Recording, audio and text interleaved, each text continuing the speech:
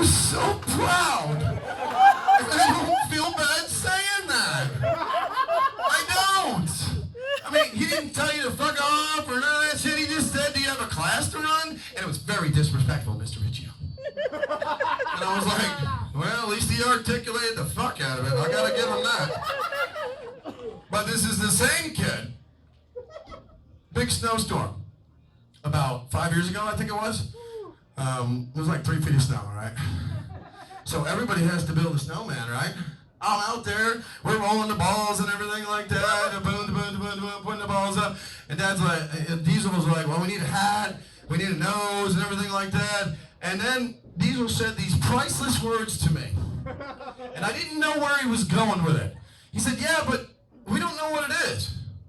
So I went in there, ran in the house, got the corn. By the time I got back, he had grabbed one of these 4-foot icicles off one of the gutters, stuck it in the bottom and said, now we know it's a boy. I was like,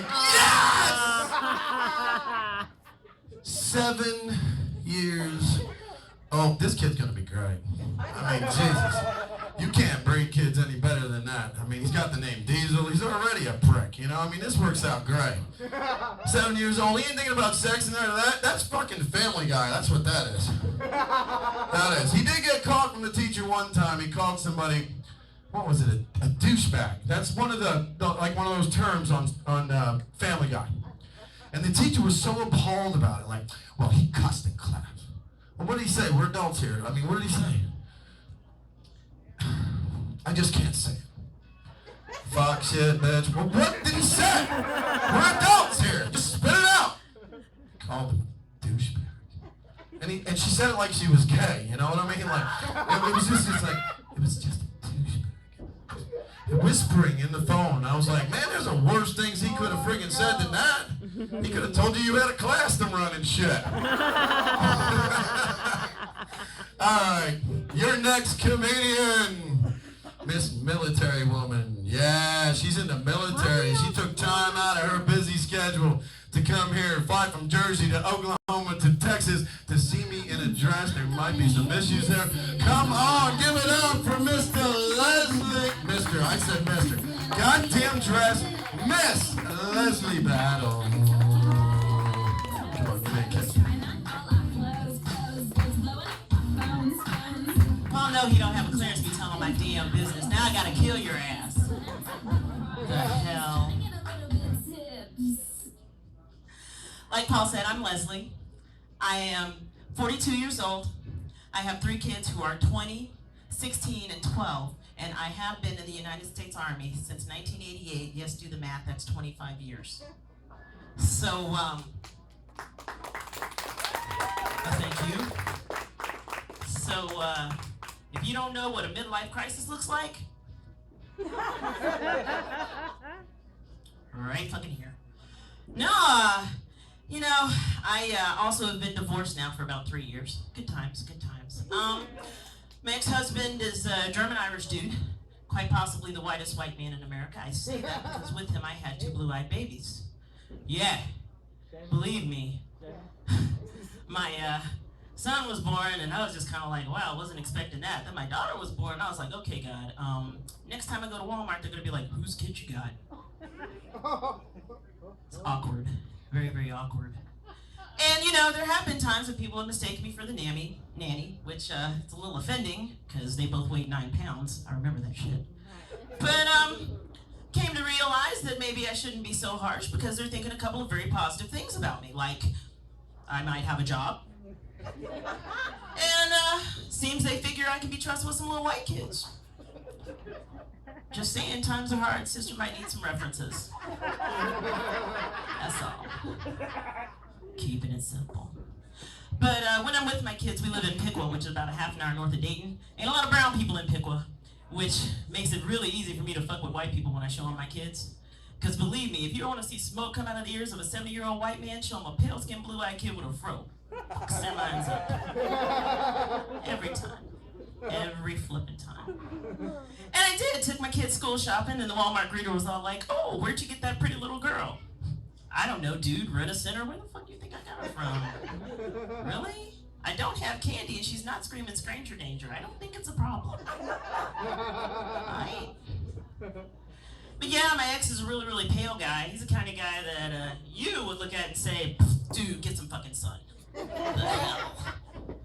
I mean, I'm amazed that we stayed together as long as we did. It was almost 15 years, and I might have got 2, maybe 3 good nights of sleep, because that fucker growed in the dark. For real. I tried blindfolds and everything. Didn't work out. But, so now that I'm on the dating scene, you know, doing the whole online dating, that's a good time. Middle note, on your profile, if you say athletic body type, they don't mean sumo wrestling. Or powerlifting. Just saying, truth in advertising. But I did. I took out a Craigslist ad because I was just kind of like, okay, you know, I'll give this a try.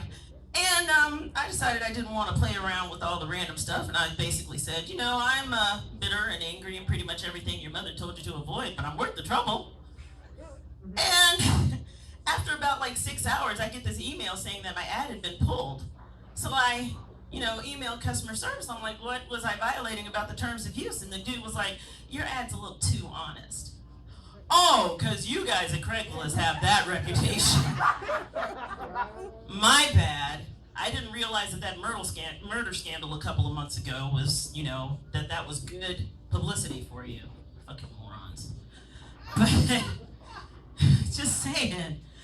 But, I will admit, I tend to like to date guys that are younger than me, because I'm 42, so everybody's younger than me.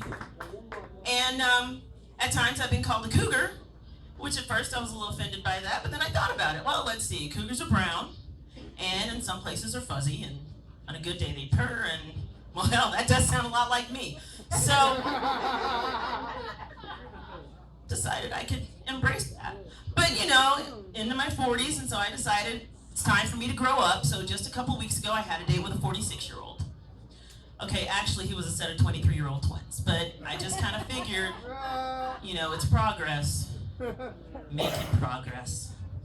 So, you know, I'm a little confused because, you know, Kanye West and Kim Kardashian, she was pregnant, and everybody was making this big deal about her gaining weight.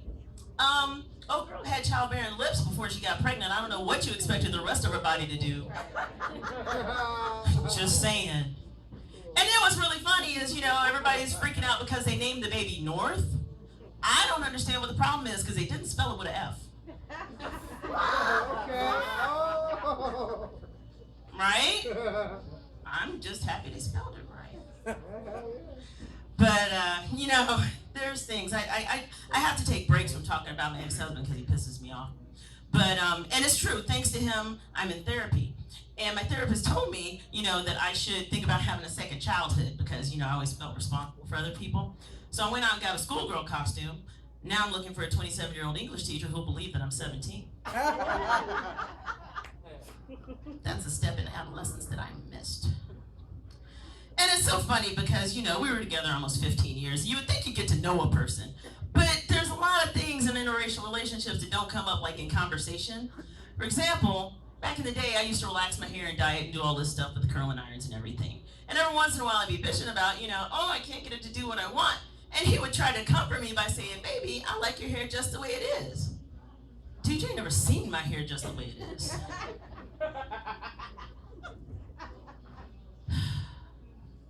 And then there was another time our son was doing this genealogy assignment for school. And I have to preface this by saying I grew up in the South, so my great-great-grandparents were slaves. And I'm not going to go all Black Panther, but if y'all want to join me, let's do this. But, you know, so my son's doing this assignment. Basically, the question was, how far back can you trace your family?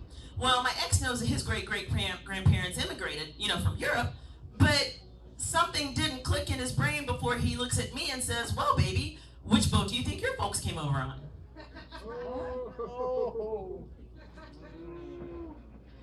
I gave it a minute of thought and realized that I was too pretty to go to jail.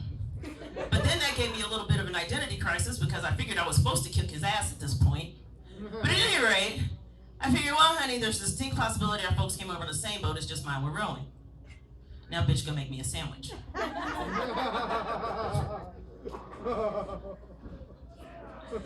But, you know, I gotta tell you, and I'm gonna walk back here and get this. I was in the craft store today. Rain was talking about being in the craft store. Yeah, I see myself having an addiction to that stuff. I don't even know what this stuff does. And I was buying shit. And I bought this. And I don't know what it's for, but if I find the dude that's willing to help me break this in, I think I'll get married again. Just saying. And he's handy around the house and he decorates. But yeah, it's Pride Week.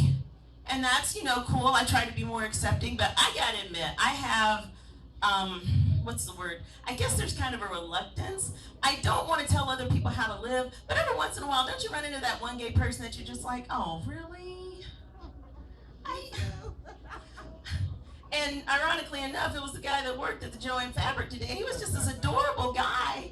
And he had this long curly hair, light skin and everything. And I was just like, oh, your hair is gorgeous. He was like, and yours is gorgeous too. Way to kill my Coke commercial fantasy guy. But enough about that. Any single guys in the room? Anyone? I'll end on this one. Can I give you some dating advice? What's that? It's free. I would just say that think about dating women like doing crossword puzzles. You need to do an easy one every now and again so you keep your confidence up. Right. And if you're ever having any trouble finding an easy one, if she calls herself a cougar by choice, I'm just saying. So that's all the time I'm going to take tonight. Where'd Paul run off to? Everybody want to clap, but they don't know because we don't know where he went.